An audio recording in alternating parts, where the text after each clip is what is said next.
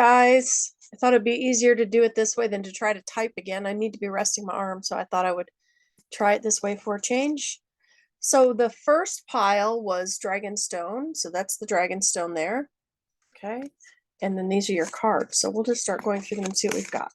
Okay, so this is pile one for those of you that picked pile one. So your first card is Intuition, Inner Wisdom. It's a beautiful card. And then your second card is Seeking Knowledge, Wisdom, Searching, and Learning. Wow. And then we have She Who Rises Up. That's awesome. Empowerment, uplifting, and elevating. Pearl.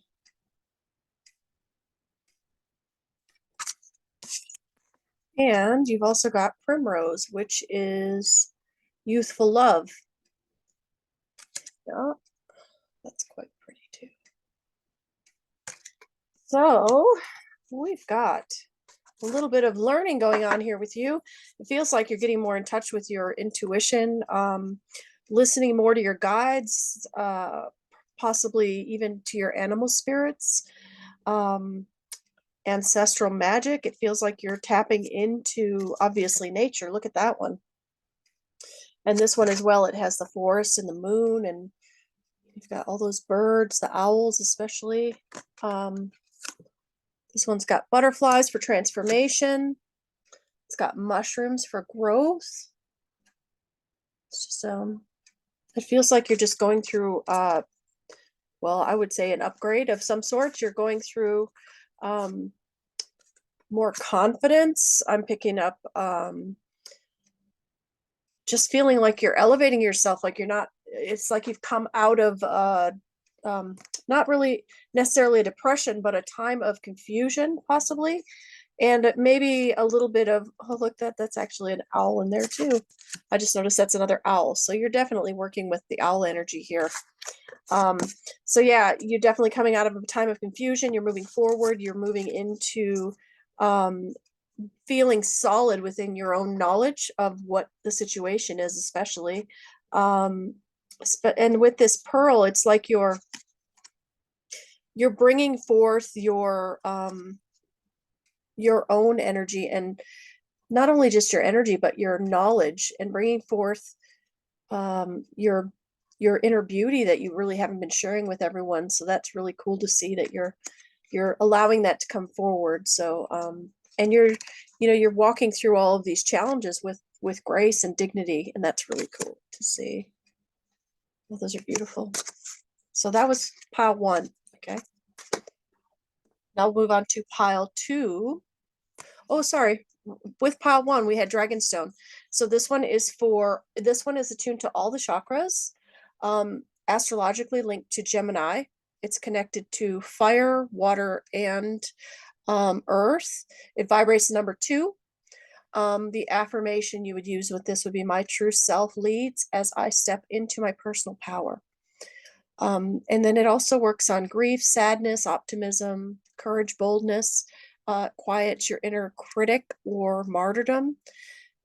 Spiritually, it's for resilience, abundance, manifestation, and clarity. And it's thought to physically work on your immune system, liver, nervous system, brain, thyroid, dehydration conditions, and physical regeneration. So it's actually a really powerful stone, and it's actually really beautiful too. It almost looks 3D, as if you're looking above, down on some rivers running through the forest, is what I feel. That's a beautiful stone. So that was number 1. Now we'll go on to pile number 2. So this is pile number 2, and this is a lapis. This one's quite pretty. It looks like you're looking from the from outside of the earth in. So that's a lapis. Okay, so pile 2. Let's see what you've got going on. Okay. This is a really good card. This one is courage. This is about it's strength in the face of conflict. It's about not being afraid to say what you need to say. Look at all the different animals around you in this card. You've got the hare, you've got I think that's a hawk. There's a raven there. You've got solstice energy coming through. You've got the energy of the goddess and the warrior. That's beautiful. So this is about courage while you're going through some challenges. And it's also about freedom and release. So this to me would be moving through and away from something unhealthy. Also, she who listens, you're moving away with compassion. So it's not that you're judging anything, you're just realizing something is not for you. And that's a very healthy thing. It's not always easy to have that type of transition. And again, you can see there's they look like dragonflies here. Yeah. So you've also got angelic guidance, because the white feathers are really standing out to me. And it feels like this isn't something that you're taking lightly. This is something that you've actually thought about for a while. It's taken you a long time to get to the space where you're able to let this go, whatever this is. It could be a relationship, it could be a job, or something else that's not healthy, even a friendship that's not healthy for you. And so that's what this is about. This is about allowing that to just go into the past and standing, in your, what I'm hearing is standing in your own true colors, like allowing that the beauty and the radiance that you have inside not to be quelled anymore. So that's really cool. So that's what this one's about. So good on you for that. And now let's see what the Lapis talks about. This is for your throat chakra, which makes total sense with that, because that's when you're expressing your truth or standing in your power. It's linked to Sagittarius. It also works on your third eye. It's water element, vibrates to number 3. And your affirmation that you would say with this one would be, I see clearly and I speak with confidence. Physically, it's thought to help with arthritis, body detox, gout, headache, and migraine relief, high blood pressure, insomnia, kidney health, liver health, mental clarity, pancreas health, and pneumonia. Emotionally, it's said to help with creativity and creative expression, dispel or release negativity, and unconditional love. And then spiritually, it's for clarity, insight, mental clarity, and synchronicity, and truth. You're standing in your truth. So that's a perfect one for that matchup.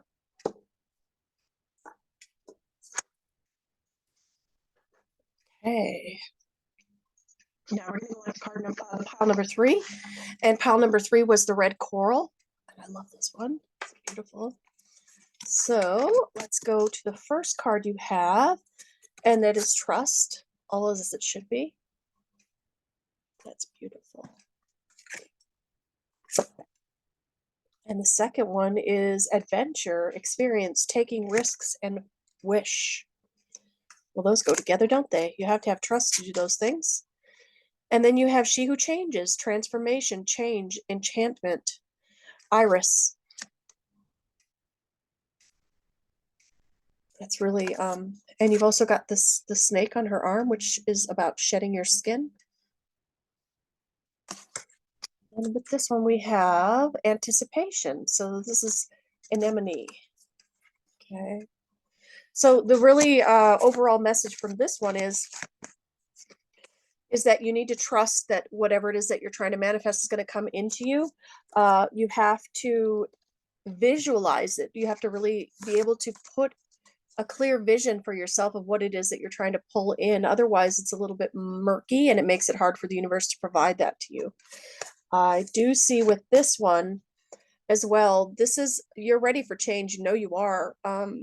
But sometimes you'll fall into thinking you can't possibly do it. And that is something that you have to make sure that you can pull forward that courage and say, wait a minute, well, I might not have been able to do it in the past, but I can still do it now. Okay. So that's another way to look at that one. So sorry, 1 second. Okay. Try not to sneeze. Okay. So the other thing I get with this is that it's time to step out of the shadows, eh? It's time to step out of the shadows. Step out of somebody else's shadow and start using your voice, saying what it is that you want, because you know things will work out the way that they will, but you've got somebody doubting you, and you've got to be able to just say, hey, you're not helping my cause here, because it feels like you've got somebody that's just a little bit negative behind you. And, you know, it's like they're kind of thwarting your efforts to manifest what you know you can manifest.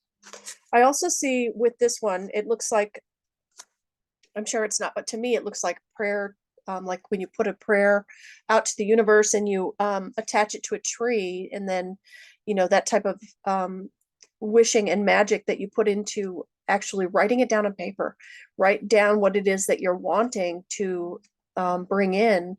And also, you know, this is saying that whatever it is, it feels like it's coming in around, you know, I would say at the end of winter, because it feels like this is a hibernation period. And so, you know, really you need to have a clear vision of what that is before springtime comes. So make sure you get that on, get on that. Okay. So, and this also, for me, I'm also picking up fertility with this as well. So, you know, it's a very ripe time to manifest whatever it is that you're wanting. And so, you know, even if this is like, I'm almost feeling like one of you wants a child and the partner doesn't want a child, and you're trying to find a way to work around that, and you're going to have this conversation, because, you know, you can't just bow down. If this is something you really want, you need to actually have that conversation. Okay.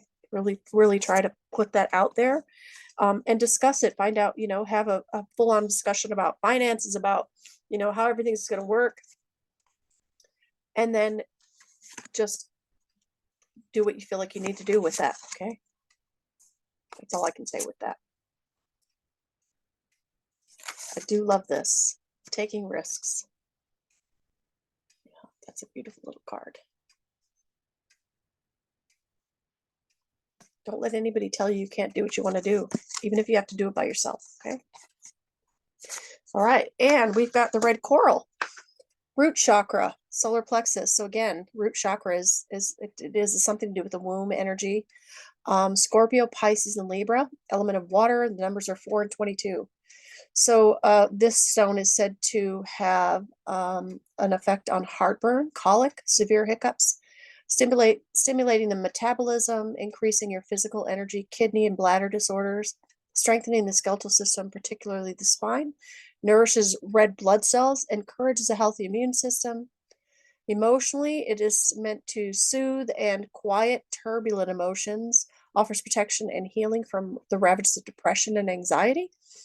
First chakra issues, which encompass most basic physical and emotional needs. It also helps with tolerance, compassion, and inner balance. Spiritually, for clarity, insight, and mental clarity. Also for synchronicity, truth, and grace. And the affirmation for this is all areas of life are a spiritual experience. So that's what red coral is. Okay. So that is the 3 piles that we had today. So good luck, everybody. Let me know what you think of that. Let me know if that rings for you in the comments. Okay. Talk to you soon. Bye.